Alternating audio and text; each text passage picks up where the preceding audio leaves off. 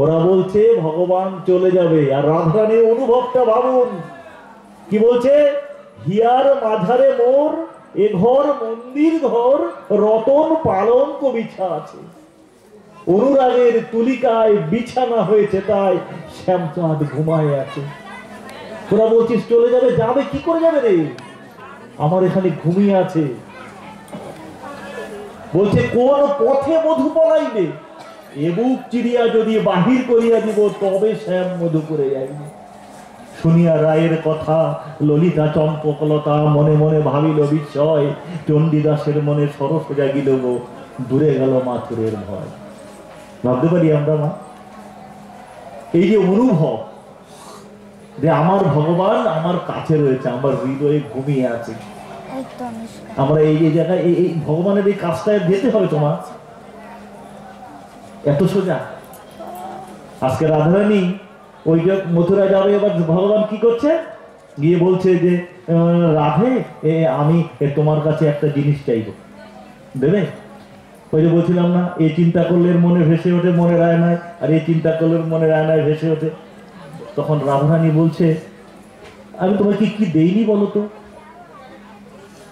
চতুরের শিরোমণি তো কথাটাকে বেশ খেলাচ্ছে, বলছে বলো না দেবাই, তাহলে আমি বলছি তুমি বলো তোমাকে আমি কি দেইনি। বলছে না আগে বলো দেবা, মথুরায় যাওয়ার অনুমতি নেই, বুঝতে পারছে না। তখন বলছে যে কি দিব আমি মনে মনে ভাবি, যে ধন তোমারে দিব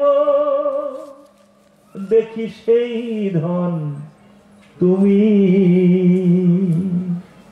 সেই ধন তুমি, তুমি যে আমার প্রিয়, আমি যে তোমার, তোমার ধন তোমারে দিব, কি যায় আসে আমার। মাগো ভগবানকে কি দেবা, সব তার, এই পৃথিবীটা তার। এই জন্য দেখবে মা যারা বৈষ্ণব, পারিনি মা, আমার মতো সাধারণ মানুষের এ সমস্ত ভারী কথা বোঝানোর কোনো ক্ষমতা নেই না। তোমরা ধৈর্য ধরে শুনছ তাই একটু বলতে পারছি। কি দেবা মা, যারা প্রসাদ ভুজি মানুষ, ওই জ্যাঠাবাবু বসে আছেন, আশিদের শ্বশুর মশাই, ভগবানের দেওয়া এই পৃথিবীতে যা জিনিস গোবিন্দকে আগে যেটা দেয়, গোবিন্দকে নিবেদন করে, তারপরে নিজে সেবা করে। পৃথিবীতে একটা জায়গা আছে মা, পরম শান্তি যেখানে আছে মা, দেখবে মা খুব কষ্ট করে সংসার করেছে, অধ্যায় বলতে পারো না, কিন্তু সারাটা দিন মনে খুব কষ্ট হয় মা। ঠাকুরের কাছে গিয়ে বসো, ভগবানকে বলো, ভগবানের কাছে বিচার দাও, মনটা শান্তি হয়ে যাবে। কালকে থেকে করে দেখবে নিজের মনের কথা ভগবানকে বললে পরে ভগবান হচ্ছে মা কৃপা সিন্ধু। পৃথিবীতে এর চাইতে শান্তির জায়গা নেই। আর এই ভাগবতের আসর থেকে একটা অনুরোধ মা তোমাদের রাখি, প্রত্যেকটা ঘরে একটা গীতা রেখো, পড়তে জানো আর না জানো, জানলে পরে বাংলাটাও পড়ো, একটু ঠাকুরের কাছে বসে একটা সাদা ফুল গীতার উপরে দিয়ে। আমি এর আগের আসরে বলে গেছিলাম গীতা প্রণাম মন্ত্র, এগুলো আমার জানবে, যাদের জানার আগ্রহ, যারা অনুসন্ধিৎস, আমি পাশেই থাকি। যদি মনে করো আমার মতো অধমের কাছে জানার কিছু আছে, যে কোনো ছুটির দিনে যাবে, আমি লিখে দেবো মা। গীতাটার উপরে একটা সাদা ফুল দেবে, মন্ত্র। মন্ত্র কাকে বলা হয় মা? মননাং ত্রায়তে, এই পিতাকে বলা হয় মন্ত্র, যে মনকে প্রাণ দেয়। একটা সাদা ফুল তুলে নিয়ে শ্রীকৃষ্ণ হৃদয়ং গীতা সংসার মলনাশিনী জ্ঞান ভক্তি মুক্তিদাত্রী গীতা দেবী নমস্তুতে। খুব কঠিন কি মা? এই যে গ্রন্থগুলো পেয়েছি কে দিয়েছে মা? ব্যাসদেব দিয়েছে।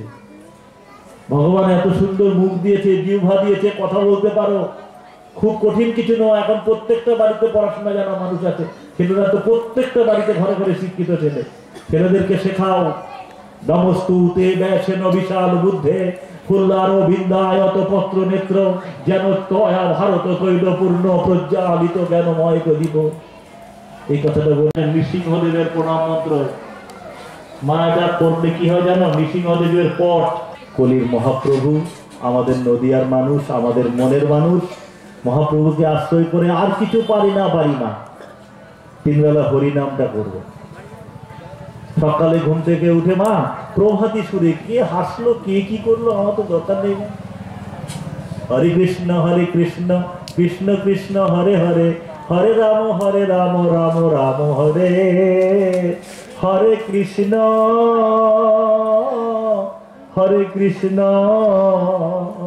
কৃষ্ণ কৃষ্ণ হরে হরে, হরে রাম রাম রাম হরে হরে। সকালে বাড়ির কাজ করবা, গান করবা, কি বললো দরকার নেই মা, তুমি মনের আনন্দে করবা। করতে করতে দেখবা তোমার পাশের বাড়ির লোক করবে, সে দেখবা করতে করতে তার পাশের বাড়ির লোক করবে। এমন ইনফেকশন ছোঁয়াতে আমরা ভেবেছিলাম শেষ হয়ে যাবে মা। একটা সময় বৌদ্ধ আক্রমণে সারা বাংলা বিপর্যস্ত ছিল। 190 বছর ইংরেজের শাসন ছিল। 550 বছরেরও বেশি সময় আগে মহাপ্রভু এসছে। এ নাম কেউ ভোলেনি বাবা। বলেছ কেউ? দুপুরবেলায় ভোগারতি সুরে করবে হরে কৃষ্ণ কৃষ্ণ কৃষ্ণ হরে হরে, হরে রাম রাম রাম হরে হরে, হরে কৃষ্ণ কৃষ্ণ কৃষ্ণ হরে হরে, হরে রাম রাম রাম হরে হরে। সন্ধ্যাবেলায় আরতি সুরে হরে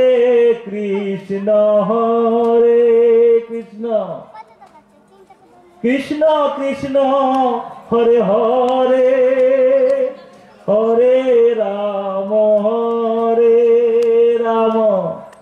রাম রাম হরে হরে, হরে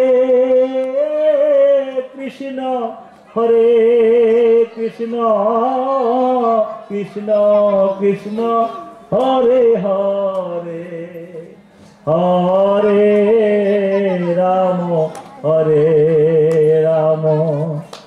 রাম রাম হরে হরে। কঠিন কিছু মা? কিচ্ছু কঠিন না। ইচ্ছা, প্রবল ইচ্ছা শক্তি তোমাকে সবকিছু করতে পারে। কার জন্য চিন্তা করছো? সংসার কাকে বলা হয় মা জানো? মা সংসার কাকে বলা হয় বলো তো? যেটা তোমার কোনোদিনই ছিল না, কোনোদিনও থাকবে না, তবু আমি তাতে আটকে আছি, সেটা হচ্ছে সংসার। তোমরা বলো তো, এখানে যে মায়েরা বসে আছো, এই সংসারটা তোমার কোনোদিন ছিল? তুমি তো বিয়ে হওয়ার পর যখন প্রথমে এসছো বাবা বাবা বাবা বাবা বাবা করেছো, বাবার বাড়ি যাবো, বাবার বাড়ি যাবো, বাবার বাড়ি যাবো। একটা সময় এসছে বাবা মা চলে গেছে, ভাইরা খুব একটা গুরুত্ব দেয় না, তখন যেন মনে হয়েছে তোমার ছেলেও মাধ্যমিক পরীক্ষা দেবে। এইবার বলছো বড়দা এবার যাইতে কইছিল, এবার আর যাবো না।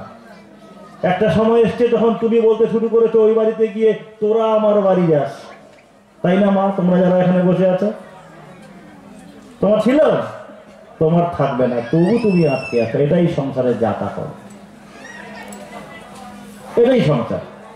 যেটা তোমার কোনোদিন ছিল না, কোনোদিন থাকবেও না তুমি জানো, কিন্তু তুমি আস্তে পিষ্টে পাটি সাপটার মতো আটকে আছো।